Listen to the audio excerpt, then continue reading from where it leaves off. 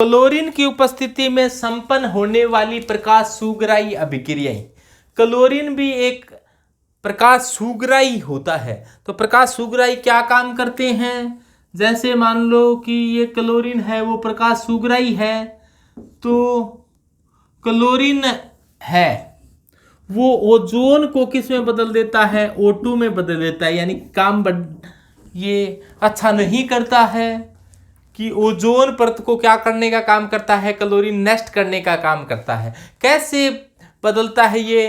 Chlorine आने वाली विकिरण को पहले क्लोरीन खुद लेता है और क्लोरीन खुद लेकर क्या हो जाता है? एक्टिवेट हो जाता है। क्लोरीन एक्टिवेट होने के बाद क्लोरीन है वो आयन क्लोरीन है वो अपने फ्री रेडिकल में टूट जाता है। यानी कि प्रकाश की उपस्थिति के अंदर क्लोरीन है वो मुक्त मूलक यानी कि फ्री रेडिकल बना लेता है। इस प्रकार से क्लोरीन है वो फ्री रेडिकल बना लिए हैं। तो ये फ्री रेडिकल क्या करते हैं? ओजोन के साथ क्रिया करते हैं। ओजोन के साथ क्रिया कर कर ओजोन को तोड़ने का काम करते हैं। जैसे देखो ये Cl फ्री रेडिकल था, ये ओजोन के पास आएगा और ओजोन के साथ जुड़ जाएगा, जिससे क्या बन गया? ClO3 बन गया। और ये कोई X कोई ऐसा पदार्थ है जिसकी उपस्थिति में होती है और ये अभिक्रिया में कोई पार्टिसिपेट नहीं करता है। बस यहाँ पर क्या हुआ है? क्लोरीन ओजोन के साथ जुड़कर ClO3 बना लिया। तो ClO3 क्या होती है? एक सक्रिय स्पीसीज होती है और ये आगे की अभिक्रिया आगे की अभिक्रिया सक्रिय रूप से रहकर करवाती है। तो ClO3 दूसरे ClO3 के साथ क्रिया कर कर Cl2O6 बना लेती है। यहाँ पर कोई ये अभिक्रिया किसी एम की उपस्थिति में संपन्न होती है। कोई भी लिख सकते हो, एम ABC कुछ भी लिख सकते हो। यानी कि इसकी उपस्थिति में संपन्न हो रही है, लेकिन यहाँ पर इसका अभिक्रिया में कोई पार्टिसिपेट नहीं है, लेकिन इसकी उपस्थिति के अंदर ये अभिक्रिया होती है। फिर क्या होगा? तो ये इस प्रकार से अभिक्रिया हो जाती है। फिर क्या होगा? इससे मान लो कोई दूसरा एम की उपस्थिति के अंदर यहाँ से Cl और Cl है वो Cl2 बना ले और जो ऑक्सीजन है तो 3 और 3 6 ऑक्सीजन हो गए, तो 3O2 के रूप में बाहर निकल गई। अब देखो यहाँ पर काम जो आई थी वो O3 थी, बन क्या रही है? ऑक्सीजन बन रही है। ये फिर ClO3 यहाँ पर अन्य ओजोन से जुड़ता है तो ClO2 बना लेता है। तो ClO2 एक ऑक्सीजन, देखो यहाँ पर 3 ऑक्सीजन है, एक ऑक्सीजन इधर दे दी थी, ऑक्सीजन 4 हो गई तो ये 2H2 2O2 के रूप में बाहर निकल गई। 2O2 यानी कि 4 ऑक्सीजन है, लेकिन यहाँ पर ओजोन थी देखो ऑक्सीजन में बदल रही है। तो इस प्रकार से ओजोन है वो ऑक्सीजन के अंदर बदलती रहती है। और जो ClO2 है, ClO2 वापस से ओजोन के साथ क्रिया करता है तो ClO3 में वापस बदल जाता है और ऑक्सीजन बना लेता है। तो इस प्रकार से एक भी क्लोरीन मुक्त मूलक है वो कई लाख ओजोन के अणुओं को तोड़ देता है। तो इस प्रकार ओजोन के 6 के अंदर ये क्लोरीन है वो बहुत ही भूमिका निभाता है। और क्लोरीन कहाँ से निकलता है? प्रशीतक बनाने वाली कंपनियों से ये क्लोरीन निकलता है। तो ब्रोमीन की उपस्थिति में कैसे अभिक्रिया होती है? जैसे देखो CH डबल बंद CH है, इस H को मैं इधर दर्शा दूं और यहाँ पर COOH है, COOH है। इसे कहा जाता है मेलेइक अम्ल, मेलेइक एसिड कहा जाता है। यदि मेलेइक एसिड है उसको पकड़कर, इसका सिर है, सिर को पकड़कर ऐसे घुमा दिया जाए तो मेलेइक एसिड किस में बदल जाएगा?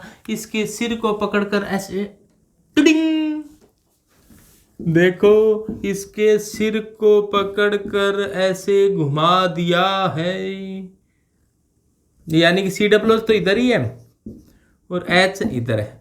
अब ऐसे घुमा दिया टिडिंग, ऐसे घुमा दिया, H इधर आ गया और COOH इधर आ गया। सिर फिर गया, फिरने से क्या बना? ये फ्यूमेरिक एसिड है, फ्यूमेरिक एसिड। इसका सिर कब फिरता है? ब्रोमीन की उपस्थिति के अंदर और सूर्य के प्रकाश में रख दिया जाए तो मैलेइक अम्ल का सिर फिरने से ये फ्यूमेरिक अम्ल बन गया। और ये एक दूसरे के जियोमेट्रिकल आइसोमर है, ज्यामिति समावयवी है, यानी कि ये एक दूसरे के क्या है, जीआई हैं, ज्यामिति आइसोमर हैं। तो ये इसमें प्रकाश सुगराई कौन है? बीआर।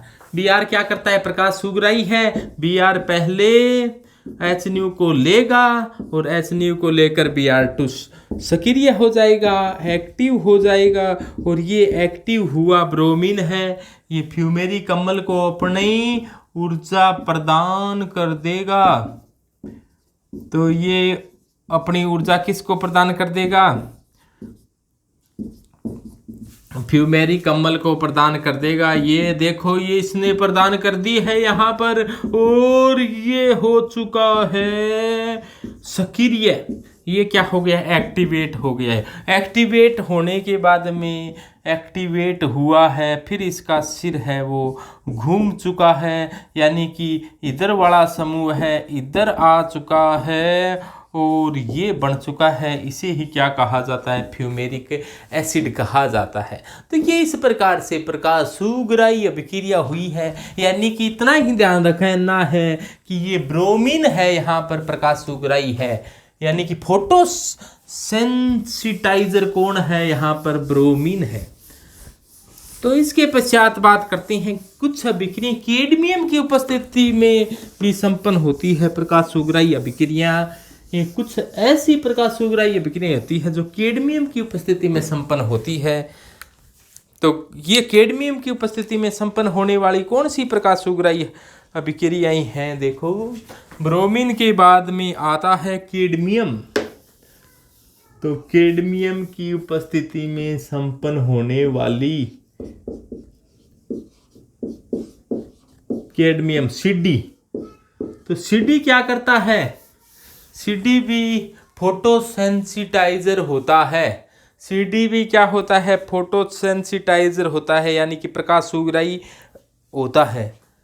तो ये जैसे एक तो एथीन है, इसको कहा जाता है एथीन या एथाइलिन कहा जाता है।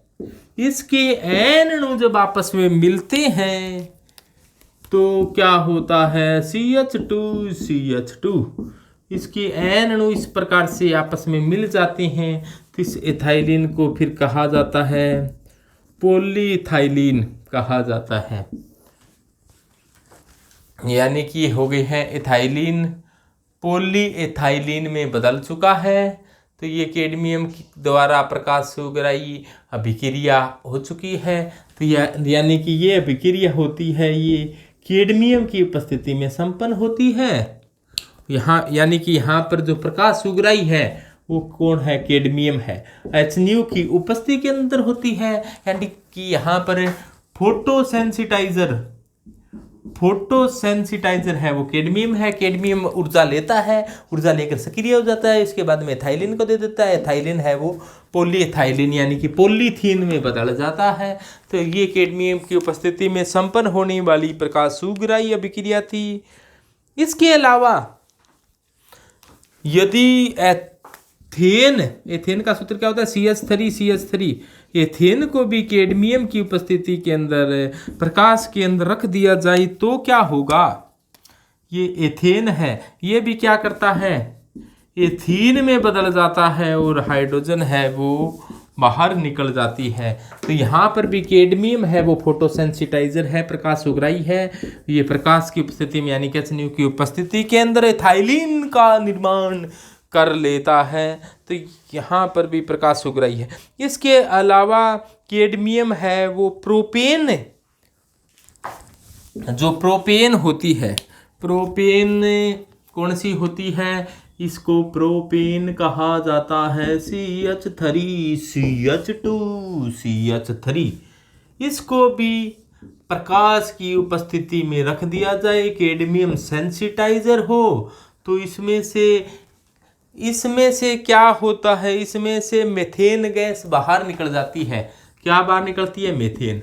मीथेन का सूत्र CH4 होता है, यानी कि एक हाइड्रोजन इधर से आ गई तो इधर क्या बचा? इधर बचा CH2 डबल बंद CH2। तो ये तो है एथीन और ये है मीथेन।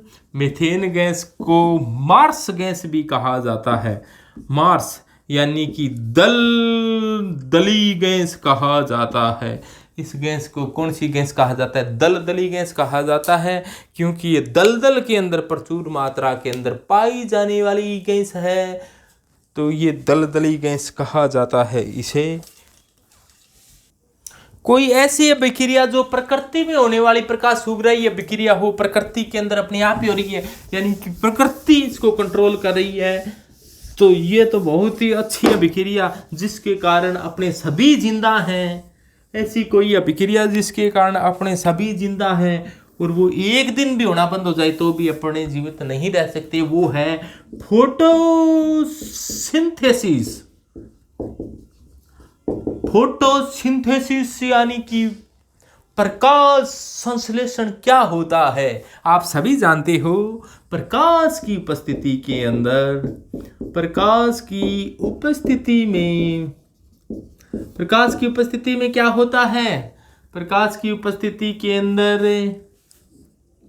जड़ों द्वारा अवशोषित जल, जड़ों द्वारा अवशोषित किया गया जल, प्रकाश की उपस्थिति का मतलब है HNO की उपस्थिति। HNO की उपस्थिति के अंदर जड़ों द्वारा अवशोषित जल, वायुमंडल की कार्बन डाइऑक्साइड, जड़ों द्वारा अवशोषित जल, क्लोरोफिल। यहां पर जो क्लोरोफिल है वो फोटोसेंसिटाइजर है। तो क्लोरोफिल की उपस्थिति के अंदर, चलो इधर लिख देते हैं, क्लोरोफिल की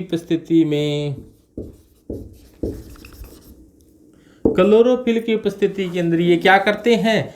HNO की उपस्थिति में क्लोरोफिल में ये बदल जाते हैं ग्लूकोज में, और ग्लूकोज का सूत्र C6H12O6 प्लस O2 बनती है, 6O2 बाहर निकलती है, साथ में 12 जल के अणु दिए थे, उसमें से 6 जल के अणु दोबारा से बन जाते हैं, काम आते हैं, 12 बन जाते हैं। तो देखो 6 कार्बन पूरे हो गए, हाइड्रोजन कितने थे? 12 दूआ 24, 12 यहाँ है, 12 यहाँ है। ऑक्सीजन देखो 6 दूआ 12, 6 18, 6 यहाँ है, 6 दूआ 12 और 12 24 है, तो यहाँ पर 6 12 और 12 24। तो ये अभिक्रिया होती है। इस अभिक्रिया के अंदर ग्लूकोज बनता है। इसी ग्लूकोज पर पूरा जंतु जगत, चाहे जीव हो पौधे हो, इसी ग्लूकोज पर प्रत्यक्ष और अप्रत्यक्ष रूप से निर्भर है।